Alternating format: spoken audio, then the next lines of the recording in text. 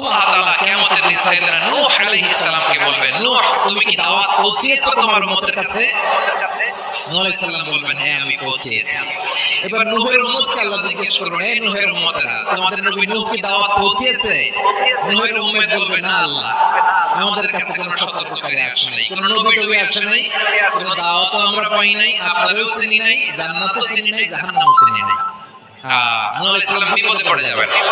তখন আল্লাহ বলবেন, নূহ তুমি বললা পৌঁছিয়েছো, তোমার উম্মত বলে কিছু পায় নাই। নূহ তোমার কি কোনো সাক্ষী আছে? তোমার কথা তোমার উম্মতের কথা তো মিলে না। তুমি বললা তুমি আমার নির্দেশনা দাওয়াত পৌঁছে দিয়েছো, কিন্তু তোমার উম্মত বলে পায় নাই। নূহ তোমার পক্ষে কোনো সাক্ষী আছে? নূহ আলাইহিস সালাম বলবেন, আছে। কে? উম্মতে মুহাম্মদ। তখন আমরা বলবো, আল্লাহ, আল্লাহর নবী নূহ আলাইহিস সালাম তিনি আপনি যা যা বলেছেন ঠিক তা তার উম্মতের কাছে পৌঁছে দিয়েছেন।